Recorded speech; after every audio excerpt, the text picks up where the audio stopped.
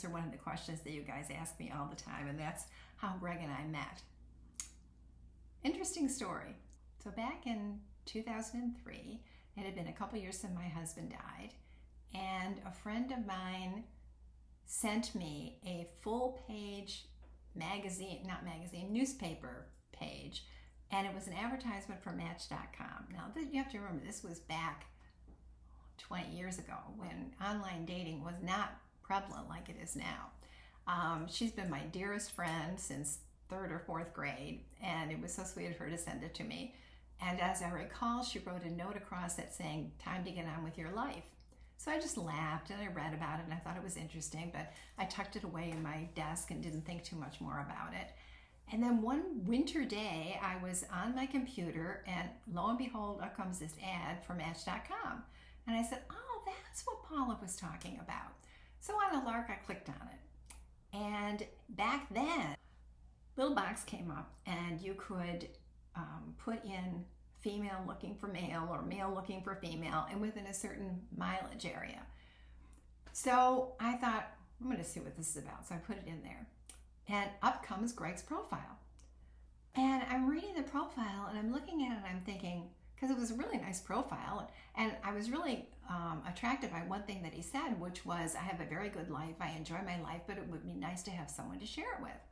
Because, a lot of these people, I'm guessing, online are complaining, about their lives. They're searching for something because they're unhappy. So anyway, he sounded like a normal person, which kind of surprised me because not knowing anything about online dating, and back then, I kind of thought, why would somebody do this? And, why can't they meet people other ways? So anyway, on a lark, I sent him a note. I still can't believe I did this. And it said, why would you do this? I said, how could this even work? I said, I could tell you that I am a size 2 and that I'm a certain age, and I could be a totally different person than I'm sharing with you. And I just don't see how this really works. And he wrote back and he said, I agree with you, but my daughters talked me into doing this, and that gave me a laugh. So we actually started communicating, I think, a little bit through I wasn't on the app, so we couldn't communicate through the app. So we emailed each other, and he lived in a different town. So we emailed each other for a while, and then I got this email from him one day saying that he was going to be guest conducting here at Ithaca College a new piece that he had just written while he was in Spain. So if I wanted to come by after the show or come by and see the show, would give us a chance to meet. And he said, no pressure. If you don't want to come, that's fine. But, we'll give you a chance to see who I am. So my friend who had started this whole thing by sending me that article, I wrote to her, I called her, and I said, oh, great, now what do I do? And she says, well, if you're having a good hair day, you have to go. So I went. It took a lot of coaxing from her the whole day, saying, are you going? Are you going? But I went, and then I'm walking to the auditorium. I'm sitting down.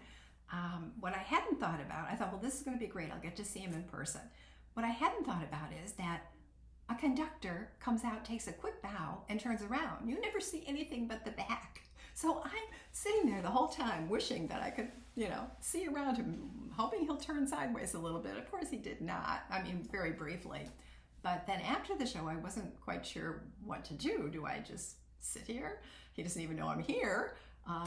Should I try to go backstage? Should I just get out of here while I can?